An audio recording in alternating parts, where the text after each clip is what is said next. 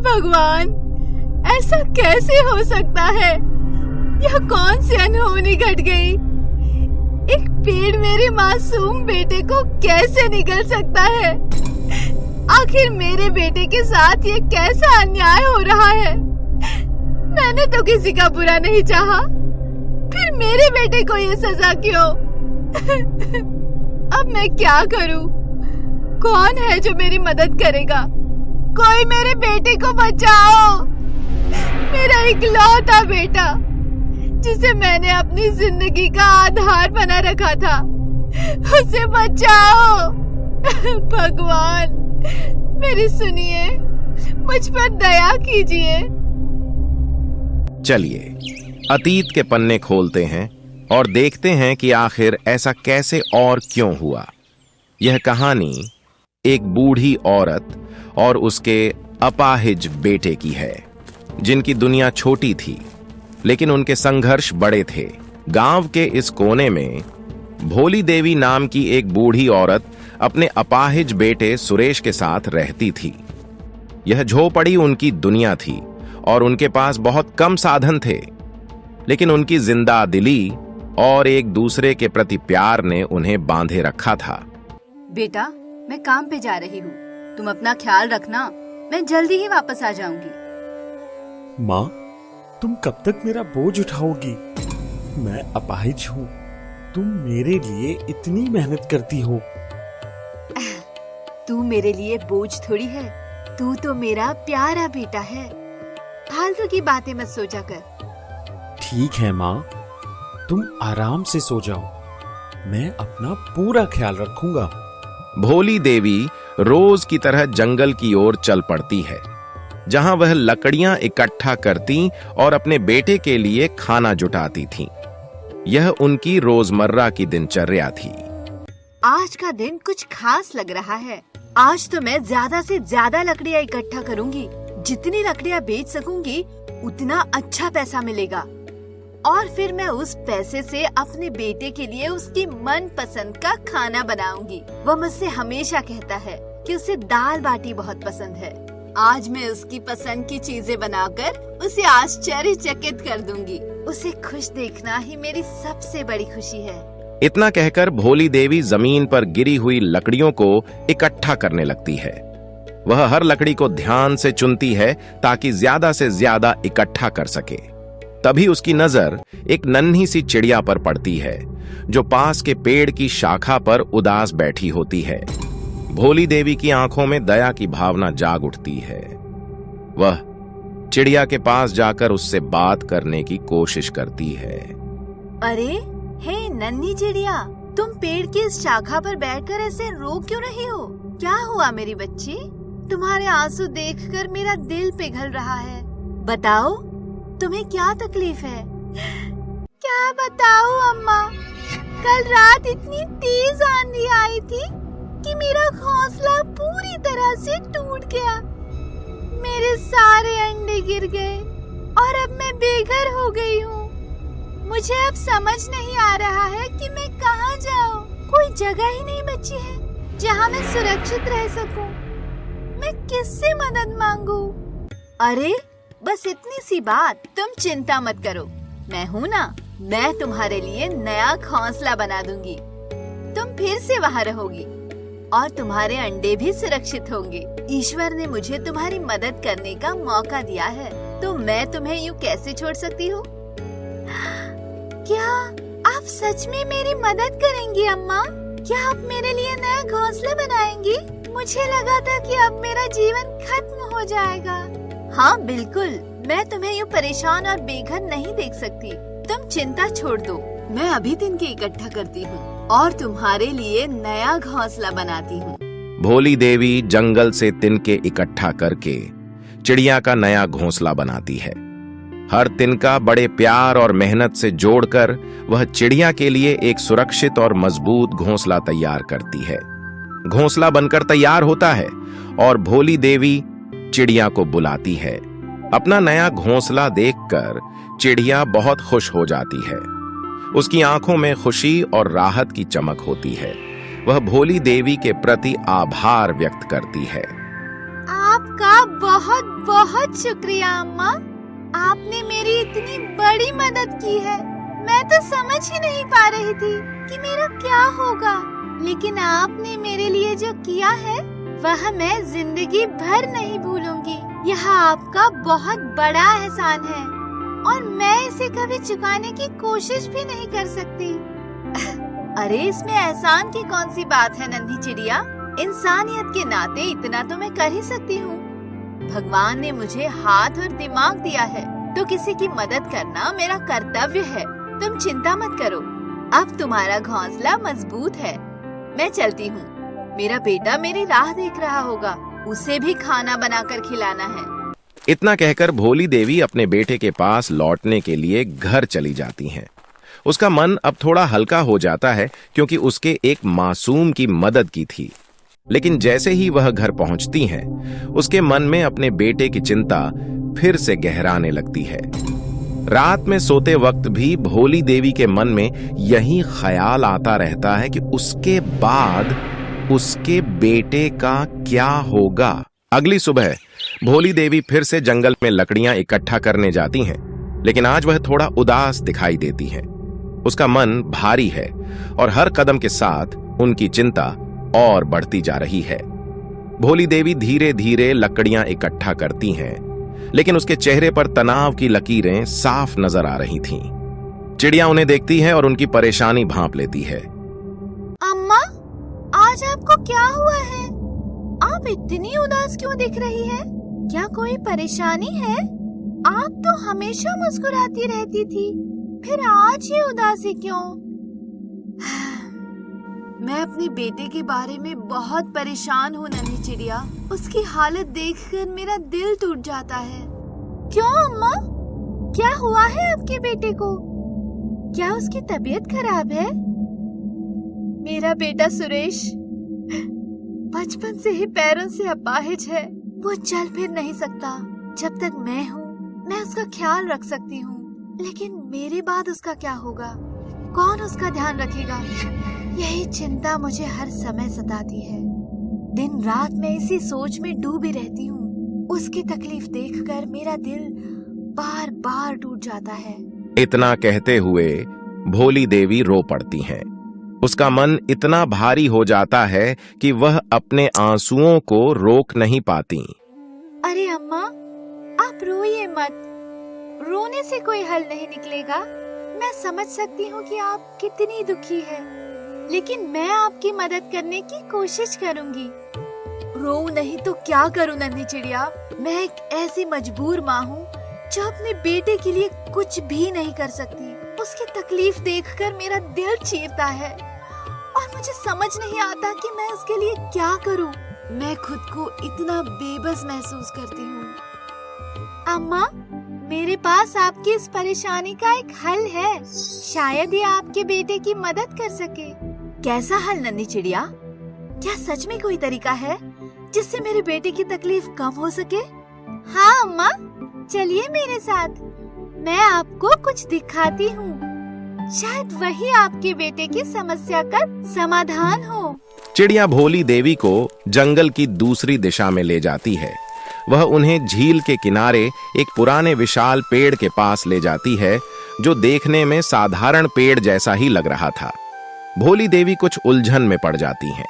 तुम मुझे यहाँ क्या दिखाने लाई हो नन्ही चिड़िया? यहाँ तो ऐसा कुछ भी नहीं है जो मेरे बेटे की मदद कर सके। ये तो बस एक पुराना पेड़ और एक झील है। अम्मा, यह कोई साधारण पेड़ नहीं है। यह एक खास पेड़ है। इसे इच्छा पूरी करने वाला पेड़ भी कहा जाता है। यह पेड़ उन लोगों की मदद करता है जिनकी नीयत साफ होती है और जो सच्चे दिल से कुछ मांगते हैं। इतने में पेड़ अचानक बोल पड़ता है। उसकी आवाज गहरी और गूंजती हुई होती है। कहो, तुम्हारी क्या इच्छा है? मैं उसे पूरी कर दूंगा। तुम्हारी हर सच्ची मनोकामना मेरी जिम्मेदारी है। मेरी तो बस एक ही इच्छा है कि मेरा अपाहिज बेटा सुरेश एकदम ठीक हो जाए। मैं उसकी तकलीफों को अब और नहीं देख सकती। क्या तुम मेरे बेटे को ठीक कर सकते हो? मैं जानती हूँ कि ये बहुत बड़ी इच्छा है, पर मेरी ममता का दर्द अब सहन नहीं होता। तुम्हारी इच्छा बहुत ही सच्ची है भोली देवी। मैं ये काम तुरंत कर सकता हूँ। तुम्हारा बेटा एकदम स्वस्थ हो जाएगा। अब तुम अपने घर जाकर देखो, तुम्हें तुम्हारा बेटा पूरी तरह ठीक मिलेगा। उसकी अपाहिजता अब खत्म हो गई है। इतना सुनते ही भोली देवी की आंखों में खुशी के आंसू छलक आते हैं। वह पेड़ की बात सुनकर बेहद खुश हो जाती है। उसकी जिंदगी की सबसे बड़ी चिंता अब समाप्त होने वाली थी।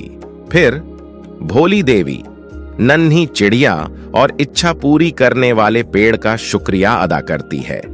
वह खुद को बहुत सौभाग्यशाली महसूस करती है कि उसे ऐसे दयालु मित्र मिले। तुम दोनों का बहुत बहुत धन्यवाद। तुम्हारी वजह से मेरी सबसे बड़ी परेशानी हल हो गई है। मैंने कभी सोचा ही नहीं था कि यह चमत्कार हो सकता है। अब मेरा बेटा एक सामान्य जीवन जी सकेगा। यह मेरे लिए सबसे बड़ा उपहार है। अरे अम्मा, इसमें शुक्रिया की क्या बात है? ये तो मेरा फर्ज था।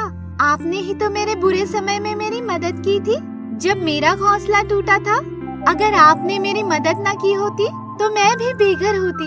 तो भला मैं आपको परेशानी में कैसे छोड़ सकती थी? अब भोली देवी जल्दी जल्दी खुशी खुशी अपने घर की ओर चल पड़ती है। रास्ते भर उसके कदम हल्के हो जाते हैं और उसका दिल खुशी से धड़क रहा होता है। जब वह घर पहुंचती है तो वह देखती है कि उसका बेटा सुरेश अपने दोनों पैरों पर खड़ा है, बिल्कुल ठीक। माँ, देखो माँ, मैं ठीक हो गया हूँ। मेरे पैर अब बिल्कुल सही हो गए हैं। मैं चल सकता हूँ माँ। अब मैं अपाहिज नहीं रहा। ये तो किसी चमत्कार जैसा है माँ। भला हो उस नन्ही चिड़िया और उस बोलने वाले पेड़ का, जिनकी वजह से आज तू बिल्कुल ठीक हो गया है। मेरे बेटे, अब तुझे कोई दुख नहीं सताएगा। बोलने वाला पेड़? पेड़ भी कहीं बोलते हैं भला? माँ, तुम मजाक तो नहीं कर रही हो? हाँ बेटा, वो कोई आम पेड़ नहीं है। वो एक जादुई पेड़ है जो लोगों की सच्ची इच्छाओं को पूरी करता है। उसी ने अपने जादू से तुझे ठीक किया है। यह भगवान का ही वरदान है जो हमें मिला है। भोली देवी धीरे धीरे सुरेश को सारी बात बताती है कि कैसे नन्ही चिड़िया ने उसकी मदद की और कैसे उस पेड़ ने उसकी इच्छा पूरी की।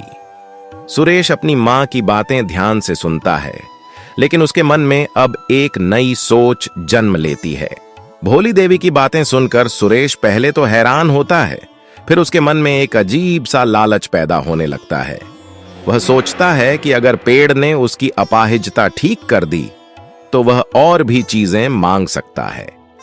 क्या ऐसा भी संभव है माँ कि एक पेड़ मुझे ठीक कर दे?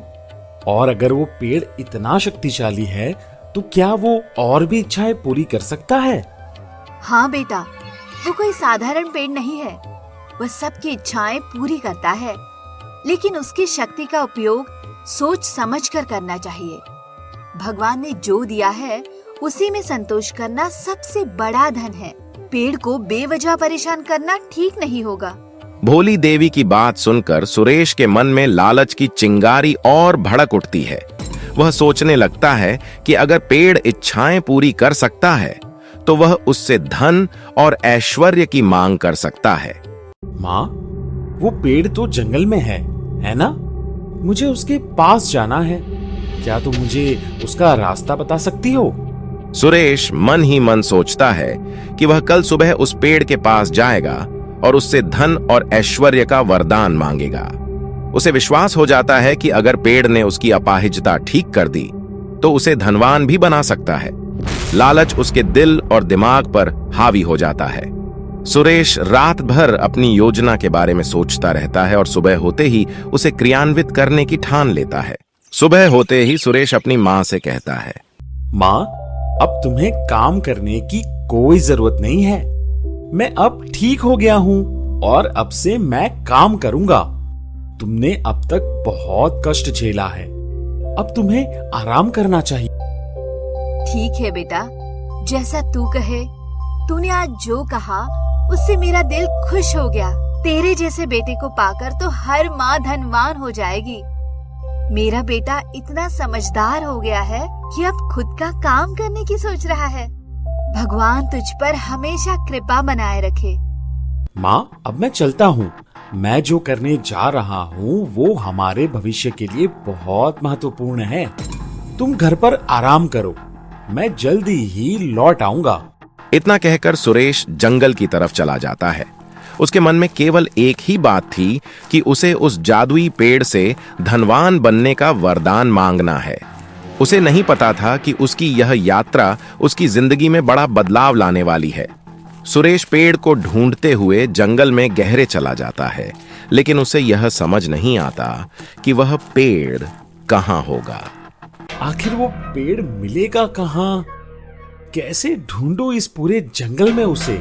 क्या ये वही रास्ता है जो माँ ने बताया था, या फिर मैं कहीं भटक तो नहीं रहा? सुरेश उस बोलने वाले पेड़ को ढूंढ ही रहा था कि तभी पेड़ पर बैठी नन्ही चिड़िया उसकी ओर आती है और उससे पूछती है, आप भोली देवी के बेटे हैं ना? हाँ, लेकिन ये बात तुम्हें कैसे पता? तुम कौन हो और मुझे कैसे पहचानती हो? अम्मा ने मुझे आपके बारे में सब कुछ बताया था। जब वह यहाँ आई थी तब मैंने ही उन्हें बोलने वाले पेड़ तक पहुँचाया था। उन्होंने आपकी कहानी मुझे सुनाई थी और मैंने आपको पहचान लिया। अच्छा, तो तुम ही हो वो नन्ही चिड़िया जो मेरी माँ को उस बोलने वाले पेड़ के पास ले गई थी। माँ ने तुम्हारे बारे में बहुत कुछ बताया था। सच कहूँ तो मुझे पहले विश्वास नहीं हुआ था कि कोई पेड़ भी बोल सकता है। हाँ, मैं ही उन्हें वहाँ लेकर गई थी। वह पेड़ बहुत खास है। उसने अम्मा की इच्छा पूरी की थी और अब शायद वह आपकी मदद भी कर सकता है। मुझे भी उस पेड़ के पास लेकर चलो, मैं भी तो देखूं आखिर वो कौन सा पेड़ है जो बोलता है और इच्छाएं पूरी करता है। मुझे तो ये सब बहुत अजीब लगता है, लेकिन अब मैं इसे अपनी आंखों से देखना चाहता हूँ। ठीक है, चलिए मेरे पीछे पीछे आइए। मैं आपको वहाँ लेकर चलती हूँ जहाँ वह पेड़ है। चिड़िया सुरेश को बोलने वाले पेड़ के पास लेकर जाती है। वह पेड़ दूर से ही बहुत विशाल और रहस्यमय दिखाई देता है। सुरेश पेड़ के पास जाकर उसे ध्यान से देखता है। सुरेश के मन में अब और भी सवाल उठने लगते हैं। वह पेड़ के सामने खड़ा होता है और कुछ क्षणों के लिए चुपचाप उसे देखता रहता है। क्या तुम सच में बोलने वाले पेड़ हो? और क्या तुम सच में सबकी इच्छाएं पूरी करते हो? मेरी माँ ने तुम्हारे बारे में जो कहा वो सच है या बस एक कहानी? हाँ, मैं बोल भी सकता हूँ और सबकी इच्छाएं भी पूरी कर सकता हूँ, लेकिन हर इच्छा सच्ची होनी चाहिए और हर इच्छा पूर्ति के पीछे एक सीख छिपी होती है। तुम क्या चाहते हो सुरेश? तो तुम मेरी भी एक इच्छा पूरी कर दो। मैं चाहता हूँ कि तुम मुझे इतना धनवान बना दो कि मेरे पास कभी पैसों की कमी ना हो। बताओ, क्या है तुम्हारी इच्छा? क्या तुम अपने लिए सही मांग रहे हो? पेड़ की आवाज में एक तरह की चेतावनी होती है, लेकिन सुरेश अपनी लालच के कारण इसे नजरअंदाज कर देता है। सुरेश लालच भरी निगाहों से पेड़ की ओर देखता है और फिर कहता है, मैं चाहता हूं कि तुम मुझे धनवान बनने का वरदान दे दो। मुझे वो सब चाहिए जो इस दुनिया में सबसे कीमती हो। मैं चाहता हूं कि मेरे पास इतना धन हो कि मैं किसी भी चीज के लिए तरसू नहीं। सुरेश की लालच को देखते हुए पेड़ अपने अंदर छुपा हुआ खजाना खोलता है और उसकी चमकदार आवाज में कहता है, ये लो खजाना, इससे तुम्हारा धनवान बनने का सपना पूरा हो जाएगा। पर याद रखना, हर वरदान के साथ एक जिम्मेदारी आती है। लालच एक अंधकार है जो इंसान को तबाह कर देता है। अरे वाह, अब तो मैं बहुत अमीर बन जाऊंगा। मेरी जिंदगी अब पूरी तरह बदल जाएगी। अब मुझे किसी चीज की चिंता नहीं करनी होगी। मेरी हर जरूरत अब पूरी हो जाएगी। अरे आप इस खजाने की लालच में मत आइए। आपकी मेहनत और ईमानदारी से भी आप धनवान बन सकते हैं। सिर्फ इस खजाने से आपको सच्ची खुशी नहीं मिलेगी। सोचिए इस खजाने के साथ क्या नुकसान आ सकता है। सुरेश चिड़िया की एक भी बात नहीं सुनता। उसकी आंखों में खजाने की लालसा इतनी बढ़ जाती है कि उसे चिड़िया की चेतावनी महज एक बाधा लगती है। वह बिना कोई और विचार किए खजाने की ओर अपने हाथ बढ़ा देता है। जैसे ही उसके हाथ खजाने के नजदीक आते हैं, बोलने वाला पेड़ अचानक उसे निगल लेता है। काफी देर हो जाती है और जब सुरेश घर वापस नहीं आता तो भोली देवी परेशान हो उठती हैं। उसे चिंता सताने लगती है कि कहीं कुछ अनहोनी तो नहीं हो गई। वह अपने बेटे को ढूंढने निकल पड़ती। आधा दिन गुजर गया, पता नहीं सुरेश कहाँ गया होगा। इतनी देर से ढूंढ रही हूँ लेकिन अभी तक उसका कोई पता नहीं चल रहा है। हे भगवान, तू ही बता दे मेरा बेटा कहाँ है। सुरेश को ढूंढते हुए भोली देवी अंततः उस बोलने वाले पेड़ के पास पहुंचती हैं, जहां पर वह नन्ही चिड़िया बैठी होती है। जैसे ही चिड़िया उसे देखती है, वह उड़कर उसके पास आती है। अच्छा हुआ अम्मा आप आ गई। मैं आपके पास ही आ रही थी। मेरे पास? तुम मेरे पास क्यों आ रही थी? और मेरा बेटा कहाँ है? क्या तुम्हें कुछ पता चला? हाँ अम्मा, मैं आपके पास इसीलिए आ रही थी ताकि आपको बता सकूं कि आपका बेटा इस पेड़ के अंदर समा गया है। उसने पेड़ के खजाने की लालच में आकर अपनी जान खतरे में डाल दी। हे भगवान, ऐसा कैसे हो सकता है? एक पेड़ मेरे बच्चे को कैसे निगल सकता है? ये सब क्या हो रहा है? मेरा बेटा कहाँ है? अब मैं क्या करूं? कोई मेरे बेटे को बचाओ। कोई है जो मेरी मदद कर सके। हे भगवान, मेरे बेटे को वापस कर दो। तुम्हारे बेटे की लालच के कारण वो आज इस हाल में है। उसने जो लालच दिखाया उसका यही परिणाम होना था। मेरा बेटा लालची नहीं है। उसने तो सुबह ही मुझसे कहा था कि वह काम करने जा रहा है। वह हमेशा से मेहनती और ईमानदार था। उसने मुझसे कभी कुछ गलत नहीं किया। वो काम का बहाना करके मुझसे वरदान मांगने आया था। उसने सोचा कि धन की लालसा उसे अमीर बना देगी, लेकिन उसने मेहनत का रास्ता छोड़ दिया। वो खुद अपनी ही चालाकी से इस स्थिति में आया है। कैसा वरदान? मेरा सुरेश तो ऐसा कभी नहीं करेगा। उसने तो मुझे ये नहीं बताया था कि वो कोई वरदान मांगने जा रहा है। तुम्हारा बेटा मुझसे धनवान बनने का वरदान मांगने आया था। जो भी इंसान लालची होता है वो मेरे अंदर समा जाता है। ये मेरी प्रकृति है और यही उसका परिणाम है। जो लालच करता है उसे उसकी सजा जरूर मिलती है। हे चमत्कारी पेड़, मैं तुमसे विनती करती हूँ, मेरा बेटा मुझे लौटा दो। मेरा इस दुनिया में उसके अलावा कोई नहीं है। मैं बिना उसके नहीं जी सकती। जो भी गलती हुई है उसके लिए मैं माफी मांगती हूँ। बस मुझे मेरे बेटे को वापस कर दो। भोली देवी के आंसू और उसके दिल की पीड़ा को देखकर पेड़ को उस पर तरस आता है। उसकी गहरी आवाज फिर से सुनाई देती है। ठीक है अम्मा, तुम रो मत। मैं तुम्हारा बेटा तुम्हें वापस कर दूंगा, लेकिन तुम्हारा बेटा तुम्हें वैसा ही मिलेगा जैसा वो पहले था, एक अपाहिज। क्या तुम उसे इस स्थिति में स्वीकार कर पाओगी? मुझे मंजूर है, चाहे वो जैसा भी हो। बस तुम मेरे बेटे को वापस कर दो। मेरे लिए उसका साथ ही सबसे महत्वपूर्ण है। भले ही वह अपाहिज हो, मैं उसे हमेशा प्यार करूंगी। पेड़ अपनी शक्तियों का इस्तेमाल करके सुरेश को बाहर निकालता है। सुरेश अब पहले जैसा नहीं होता, वह फिर से अपाहिज हो चुका होता है, लेकिन इस बार उसके चेहरे पर गहरी शर्मिंदगी होती है। मुझे माफ कर दो माँ, मैंने तुम्हें धोखा दिया। मेरा अपाहिज होना ही ठीक था। कम से कम मेरी सोच तो अपाहिज नहीं थी।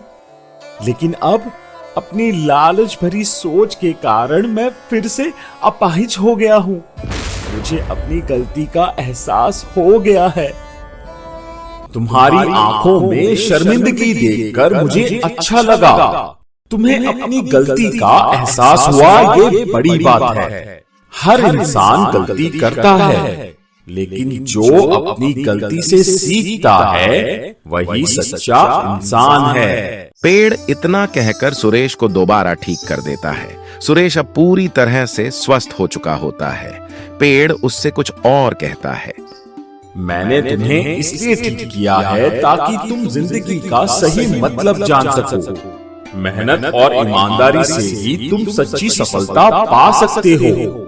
अब जाओ और अपनी माँ का जीवन खुशियों से भर दो। तुम्हारा बहुत बहुत शुक्रिया। अब से मैं बहुत मेहनत करूंगा और अपनी माँ का जीवन खुशियों से भर दूंगा। सुरेश अपनी मेहनत के बल पर एक धनवान आदमी बन जाता है। वह अपनी माँ का जीवन खुशियों से भर देता है और अब दोनों मिलकर सबकी मदद करते हैं। तो देखा दोस्तों, पेड़ न केवल हमें जीवन देता है बल्कि वह हमें जीवन जीने का तरीका भी सिखाता है। खुद धूप में जलकर दूसरों को साया देने वाले पेड़ से हम बहुत कुछ सीख सकते हैं।